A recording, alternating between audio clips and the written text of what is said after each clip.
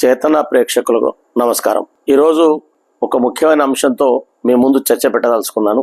ఇటీవలి కాలంలో ముఖ్యంగా గడిచిన ఒక దశాబ్ద కాలంగా వినాయకుల విగ్రహాలు చాలా విపరీతంగా పెరిగిపోయిన మాటను ఎవరూ కాదనలేము. అట్లా పెరగడం తప్పని కూడా అనలేము. ఎందుకంటే సరే, ప్రజల అభిష్టం, అది ఆధ్యాత్మికమా మరొకట పేరు ఏదైనా కావచ్చు, కానీ విపరీతంగా విగ్రహాల సంఖ్య మాత్రం ఇబ్బడి ముబ్బడిగా పెరుగుతూ ఉన్నది. ఒక సూర్యాపేట జిల్లాలోనే ఈ సంవత్సరం దాదాపు 2770 విగ్రహాలుంటే, సూర్యాపేట టౌన్లో 260 విగ్రహాలు, అట్లాగే మండల కేంద్రాలు 23 మండల కేంద్రాలన్నింటిలోనూ దాదాపు ఒక్కొక్క మండలానికి తక్కువలో తక్కువ 20 చొప్పున ఒక 460, 5 మున్సిపాలిటీ కేంద్రాల్లో దాదాపు 100 చొప్పున అవి ఒక 500. అంటే ఓవరాల్ గా మున్సిపాలిటీలో ఒక 500, మండల కేంద్రాల్లో ఒక 500, సూర్యాపేట టౌన్ లో ఒక 260 పోతే మిగిలిన అన్ని గ్రామాల్లో విపరీతంగా విగ్రహాల సంఖ్య పెరిగింది. సరే, విగ్రహాలు ఎందుకు పెరిగినాయి, విగ్రహాల లోతు ఏమిటి, అసలు విగ్రహాల వెనుకున్న మతలం ఏమిటి అనే దానికంటే ముందు విగ్రహాలు ఎందుకు పెట్టాలి, ఎందుకు పెట్టవలసి వచ్చింది భారతదేశంలో అనేటువంటి చరిత్రను మనం ఒకసారి తప్పకుండా చూసుకోవాలి. ఎందుకంటే భారతదేశంలో ఇంగ్లీష్ వాళ్ళ పరిపాలన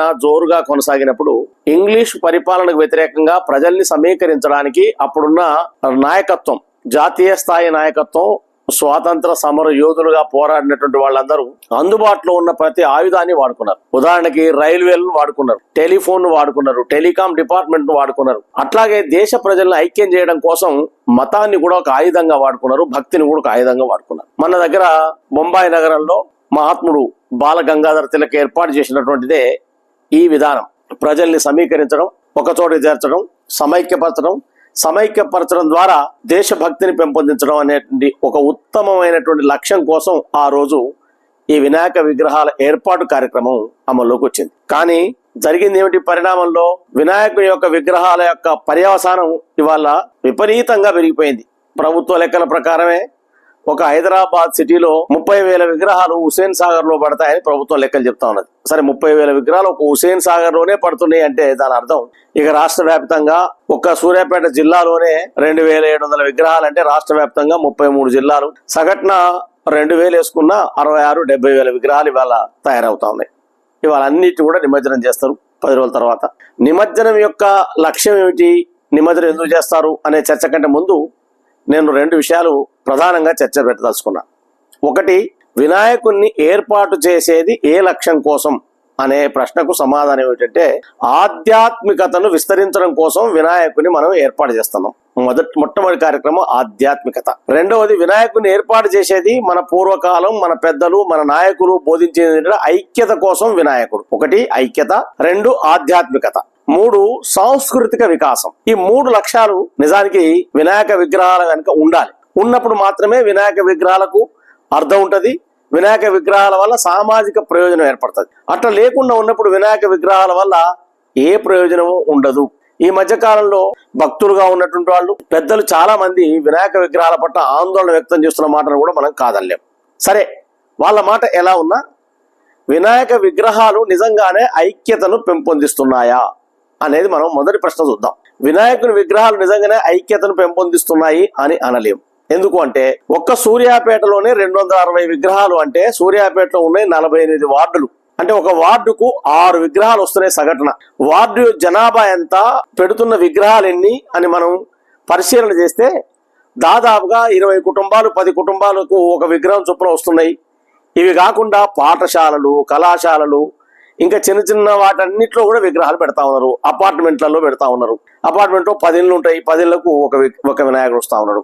అంటే వినాయకుడిని అసలు ఏర్పాటు చేసింది దేనికోసం, ప్రజల్ని ఒక చోట చేర్చడం కోసం వినాయకులు ఏర్పాటు చేసుకున్నాం. ఇప్పుడు ఏం జరిగింది, వినాయకుడు చాలా చెలువలు పలువలుగా ఎక్కడికక్కడ చిన్న చిన్న పందిళ్ల ద్వారా వినాయకులు ఏర్పాటు చేయడం వల్ల ప్రజల్లో ఏ పర్పస్ కోసం అయితే మనం ప్రారంభించడమో ఆ పర్పస్ బలహీనపడ్డది. ఎక్కడికక్కడ చిన్న చిన్న విగ్రహాలు, మరి కొన్ని చోట్ల అయితే ఎంత ఘోరం అంటే 5 ఫీట్లు 10 ఫీట్లకు ఒక విగ్రహం ఉన్నది సూర్యాపేటలో మేము అబ్జర్వ్ చేసింది. అట్లాగే వినాయకుని విగ్రహాల దగ్గర అసలు పూజలు కూడా ఉండడం లేదు. కొన్ని చోట్ల ఏదో పెట్టినాడే పెట్టడం, మళ్ళీ తీసినాడే తీయడం తప్ప మధ్యకాలంలో ఆలనా పాలన లేకుండా కూడా కొన్ని విగ్రహాలు ఉన్నాయి. సరే, వాటి సంఖ్య తక్కువ ఉన్నా అది కూడా సరైన కల్చర్ కాదు. విగ్రహాలు ఏర్పాటు చేస్తున్నారు, ఐక్యత కోసం మన నాయకత్వం మనకు ఐక్యత కోసం ప్రబోధిస్తే ఇవాళ ఐక్యత బదులుగా విచ్ఛిన్నం, ఐక్యత బదులుగా ఎవరి ఇష్టం వచ్చినట్టుగా వాళ్ళే పెట్టుకునేటువంటి ఒక పద్ధతి ముందుకు రావడం వల్ల ఏమైంది అంటే అనైక్యత ప్రబలింది. అనైక్యత ప్రబలితే పర్వాలేదు, కానీ ఎంత విచిత్రమైన ఏంటంటే పోటీలు పడి ఒకరికి వ్యతిరేకంగా ఒకరు, ఒకరికి అనుకూలంగా ఒకరు కాదు, ఒకరిని చూసి ఒకరు కాదు, ఒకరికి వ్యతిరేకంగా ఒకరు రాజకీయ పక్షాలనే ప్రోత్సహిస్తూ ఉన్నాయి. ప్రజల్లో కూడా ఒక రకమైన జాడ్యం పెరిగింది. ఆ జాడ్యం కారణంగా ఎక్కడికక్కడ వినాయక విగ్రహాలు ఇబ్బడి ముబ్బడిగా పెట్టి ప్రజలను ఐక్యం చేయాల్సిన విగ్రహాలు ఐక్యం చేయకపోగా విచ్ఛిన్నం చేసినాయి. చిన్న చిన్న గ్రూపులుగా తయారు చేసినాయి, చిన్న చిన్న ముఠాలుగా తయారై ఇవాళ పూర్వం ఏ లక్ష్యం కోసం అయితే మనం ఏర్పాటు చేసినామో ఆ లక్ష్యం నెరవేరడం లేదు. ఇది మొదటి అంశం మనం చర్చించదగ్గది. రెండు, అసలు వినాయక విగ్రహాలన్నీ పెద్ద విగ్రహాలు అయితే ఏం ప్రయోజనం అంటే, పెద్ద విగ్రహాలు అయితే మరింత మంది ఉంటారు. మరింత మంది ఉండడం వల్ల రోజువారీ వినాయకుని దగ్గర కూర్చొని పూజలు చేసే వాళ్ళ సంఖ్య బాగా ఎక్కువ ఉంటుంది. తద్వారా వినాయకునికి లభించే ఆదాయం కూడా ఉంటుంది. ఒక అయ్యగారికి కూడా కావలసినటువంటి పని దొరుకుతుంది. అట్లా ఉంటే ఏమైంది, కొన్ని చోట్ల కనీసం రోజువారీ పూజకు కూర్చునే దంపతుల కోసం వెతుకులాడుతున్న పరిస్థితి కూడా మేము మా పరిశీలనలో గమనించాం. కొన్ని చోట్ల, అన్ని చోట్ల ఇది ఈ పరిస్థితి ఉండకపోవచ్చు, కానీ చాలా చోట్ల రోజువారీ కూర్చునే దంపతులు కూడా లేరు. ఎందువల్ల అంటే చిన్న చిన్న ప్రాంతాలు, ఒక 50 కుటుంబాలు 30 కుటుంబాలు ఉండడం వల్ల కొంతమంది కూర్చోలేకపోవడం, కొంతమంది ఇష్టపడకపోవడం, కొంతమంది సమయం కుదరకపోవడం, ఇవన్నీ ఉంటాయి. అదే ఒక 1000 మందో 2000 మందికి ఒక విగ్రహాన్ని కనుక ఉంటే విపరీతంగా కుటుంబాలే వస్తాయి. అట్లా కుటుంబాలే రావడం వల్ల ఏం ప్రయోజనం? ఒకటేమో పూజలు చేస్తారు, రెండవది ఆ పందిరి ఎక్కడైతే మనం అంటున్నామో మనం చెప్తున్నామో ఈ నవరాత్రోత్సవాల సందర్భంగా ఏర్పాటు చేసినటువంటి మండపాలు లేదా వినాయకుని పందిరి, అక్కడ ప్రతిరోజు ఏదో ఒక సాంస్కృతిక కార్యక్రమాన్ని ఏర్పాటు చేయవచ్చు. సాంస్కృతిక కార్యకలాపాలను ఏర్పాటు చేయడం కోసం కళాకారులను ప్రోత్సహించవచ్చు. ఒకవేళ కళాకారులు ఎందుకు మనకే అనుకుంటే, ఆ బజార్లో ఉన్న పిల్లల్ని ప్రతి సంవత్సరం వినాయకుని పండుగల కోసం ముస్తాబు చేయవచ్చు, తీర్చిదిద్దవచ్చు, రిహార్సల్ చేయవచ్చు. ఈ పేరు మీద ఆ ప్రాంతంలో ఉండేటువంటి పిల్లల్లో ఉన్నటువంటి సృజనాత్మకతను బయట తీసే అవకాశం ఉంది. వాళ్లకు ఇట్లాంటి పౌరాణిక జ్ఞానాన్ని అందించే అవకాశం ఉంటుంది. కాబట్టి ఒక్క చోట కనీసం ఒక 1000-2000 మంది ఒక చోట కూడేటువంటి ఒక వాతావరణం రావాలంటే వినాయక విగ్రహాలను ఇబ్బడి ముబ్బడిగా పెట్టే బదులు పరిమితంగా పెట్టుకొని విస్తృతంగా జనానికి ప్రాధాన్యత కల్పించే, జనానికి అందులో అవకాశం కల్పిస్తే బాగుంటుందనేది మేము పరిశీలన చేసిన తర్వాత ఈ అభిప్రాయం మీతో షేర్ చేసుకుంటా ఉన్నా. అట్లాగే వినాయకుని విగ్రహాల్లో రెండవ మైనస్, ఇంతకు ముందేమో ఐక్యత అనుకున్నాం, ఐక్యత భంగం జరిగిపోయింది, విపరీతంగా పెట్టినాం.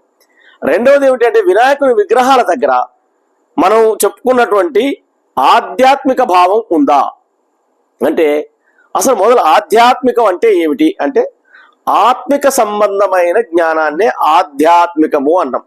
అంటే ఆత్మిక అధ్యయనం అంటే ఆత్మల పైన అధ్యయనం చేసేటువంటి ఒక పద్ధతినే ఆధ్యాత్మికము అని పిలిచినాం. భగవద్గీత అంటే కూడా అర్థం భగవంతుణ్ణి అధ్యయనం చేసేది అని. భగవంతుడు అంటే ఆత్మ అని మన పురాణం చెప్తా ఉన్నది, మన వేదాలు చెప్తా ఉన్నాయి. కాబట్టి ఈ ఆత్మల పైన అధ్యయనం చేయాలంటే మనిషి ప్రశాంతంగా ఉండాలి. ప్రశాంతమైనటువంటి వాతావరణంలోనే ఆధ్యాత్మిక వాతావరణం వెళ్ళి విరుస్తుంది. అట్లా అని ఏ శబ్దాలు చేయొద్దని కాదు. అలా 2 రకాల వైఖరులు ఉన్నాయి. కృష్ణ చైతన్య కానీ, కబీరుడు కానీ, వల్లభుడు కానీ, రకరకాల మేధావులు, రకరకాల వాళ్ళు భక్తి ఉద్యమాల ద్వారా రకరకాల సిద్ధాంతాన్ని ప్రతిపాదించారు. భక్తి ఎలా వస్తుంది అనే దాని మీద భిన్నాభిప్రాయాలు ఉన్నాయి.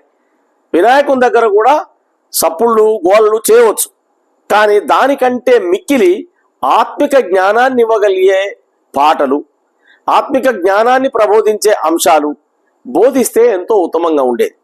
కానీ దానికి బదులుగా, ఆత్మిక జ్ఞానానికి బదులుగా ఇహలోకం పైన మోజును పెంచేటువంటి పాటలు, అనురక్తిని పెంచేటువంటి పాటలు, ఒక రకంగా సినిమా పాటలు, గందరగోళమైన పాటలు ఆ పందిళ్లలో కనపడడం అనేది కొంత ఇబ్బందికరమే. ఎందుకంటే ఆత్మిక జ్ఞానాన్ని ఇవ్వడం కోసం మనం ఏర్పాటు చేసుకున్నటువంటి పందిళ్ళు ఆత్మిక జ్ఞానాన్ని ఇవ్వడానికి బదులుగా రకరకాల చిత్రమైన విన్యాసాలు అక్కడ మనకు దర్శనం ఇవ్వడం కొంత ఇబ్బందికరం. లక్ష్యాన్ని నెరవేర్చకపోవడం, పిల్లలు వాటి ద్వారా ఎంజాయ్ చేయడం, అంటే ఆ కార్యక్రమాల ద్వారా ఎంజాయ్ చేయడం అనేది వాంఛనీయం కాదు. ఎందుకంటే భావితరాన్ని ఉత్తమ విలువలతో పెంచాలని మనం భావిస్తే తప్పకుండా వాటి యొక్క పందిళ్లను పెద్దలు తమ కంట్రోల్లోకి తీసుకోవాలి. అక్కడ జరుగుతున్న కార్యక్రమాలను నియంత్రించాలి. పిల్లల్ని కూడా నియంత్రించాలి. ఆత్మిక జ్ఞానాన్ని బోధించేటువంటి వాటిని మాత్రమే ప్రోత్సహించాలి. పిల్లల్లో సాంస్కృతిక ఆలోచనలు కూడా వికసింపజేయాలి. అప్పుడు మాత్రమే మనం చెప్తున్నటువంటి ఆత్మిక జ్ఞానాన్ని మనం అందివ్వగలుగుతాం. ఇది రెండవ సమస్య. ఇక మూడవ సమస్య, ఎక్కడ చూసినా వినాయకుని విగ్రహాల దగ్గర మేము గమనించింది ఏంటంటే, ఒక చోట ఈ 101 రూపాయి చెల్లించండి మీకే లడ్డు వస్తుంది అంటాడు ఒక ఆయన, ఇంకొక చోట ఫ్రిడ్జ్ ఉచితమని, ఇంకొక చోట సైకిల్ మోటార్ ఉచితమని. అసలు ఇట్లా అంటే భక్తి లోపల వ్యాపారం ప్రవేశిస్తే చాలా ప్రమాదకరం. అంటే భక్తిలో వ్యాపారం లేనిది ఎక్కడ, అన్ని చోట్ల వ్యాపారం ఉంది కదా అని ఆర్గ్యుమెంట్ కూడా చాలా మంది చేయవచ్చు. ఎందుకంటే దేవాలయాలకు పోతే టికెట్ కొనుక్కోవడం లేదా, దేవాలయాలకు పోతే బండి ఆపితే పైసలు కట్టడం లేదా, చెప్పుల దగ్గర పైసలు కట్టడం లేదా, ఇట్లా రకరకాల ఆర్గ్యుమెంట్ ఉన్న మాటలు కూడా నేను కాదను. కానీ అదే సమయంలో అది చాలా పరిమితం, అవసరం. కానీ ఇది చాలా విస్తృతంగా అదే కార్యక్రమంగా తీసుకొని అక్కడ ఒక మామూలుగా బట్టల దుకాణాల ముందు ఈ దసరా సందర్భంగా ఇస్తాం అన్నంత ఆ రేంజ్లో బళ్ళు తయారుగా పెట్టడం, ఆ రేంజ్లో ఫ్రిడ్జ్ తయారుగా పెట్టడం మేము గమనించడం. అంటే అంత బహిరంగంగా వ్యాపారం చేయడం మొదలు పెడితే అక్కడికి వచ్చే భక్తుల్లో వ్యాపార విలువలే ఉంటాయి తప్ప ఆత్మిక విలువలు ఉండవు, ఆధ్యాత్మిక విలువలు అక్కడ పెంపొందించబడవు. అందువల్ల అక్కడ స్థానిక అవసరాల కోసం భక్తుల నుంచి కొంత డబ్బు కలెక్ట్ చేయడం తప్పు కాదు. కానీ అది వ్యాపారంగా మలచడం వల్ల ఎక్కువగా నష్టం జరిగే అవకాశం ఉన్నది. అందువల్ల ఇప్పుడు ముఖ్యంగా ఆత్మిక విలువల సంరక్షణ కోసం, వ్యాపార విలువలు లేనటువంటి ఆలోచన కోసం, ప్రజల్ని సమైక్యపరచడం కోసం వినాయక విగ్రహాలు వేదికలుగా మలగాలి. ఈ కర్తవ్యాన్ని తప్పకుండా ఇప్పుడు ఎవరైతే వినాయక విగ్రహాలను మనం ఏర్పాటు చేస్తున్నటువంటి వాళ్ళు ఉన్నారో, దీనికోసం కమిటీలు కూడా ఉన్నాయి. ఆ కమిటీలు చాలా తీవ్రంగా పనిచేస్తూనే ఉంటాయి. వాళ్ళు కేవలం నిమజ్జనం రోజు ఏర్పాట్లు, ప్రారంభం రోజు ఏర్పాట్లు మాత్రమే చేస్తా ఉన్నారు. ఈ కమిటీలు ఏవైతే ఉన్నాయో ఆ కమిటీలన్నీ తప్పనిసరిగా శోభాయాత్ర కోసం ఏర్పాటు చేసిన కమిటీలుగా కాకుండా వినాయక విగ్రహ అధ్యయన కమిటీలుగా మారిపోవాలి. అవి ఎక్కడికక్కడ అధ్యయనం చేయాలి. ఈ కర్తవ్యాన్ని తప్పకుండా ఆ కమిటీలు, ఏ కమిటీలు అయితే శోభాయాత్ర కోసం ఏర్పాటు చేస్తున్న కమిటీలు ఉన్నాయో అవి ఎన్ని ఉన్నాయి, ఎక్కడెక్కడ పెట్టారు, ఏ లక్ష్యంతో కొనసాగుతున్నాయి, ఎక్కడ దారి తప్పుతున్నాయి అనేటువంటి అంశాన్ని పరిశీలన చేయాలి. ఇక ఆఖరి అంశం, మనం చెప్పుకోదగ్గ ప్రధానమైన అంశం, అసలు వినాయకుని నిమజ్జనం అంటే ఏంటంటే, నిమజ్జనం అంటే అర్థం ఎవరైనా సరే తప్పకుండా ఏదో ఒక రోజు అంతరిస్తారు. ఎంత ఆవటోడైనా ఏదో ఒక రోజు అంతరిస్తారు. ఎన్ని కోరికలున్నా, ఎన్ని సుఖోపభోగాలు అనుభవించినా తప్పనిసరిగా తప్పకుండా వెళ్ళిపోవాల్సిందే అనే ఒక సందేశాన్ని ఇచ్చేదే నిమజ్జనం.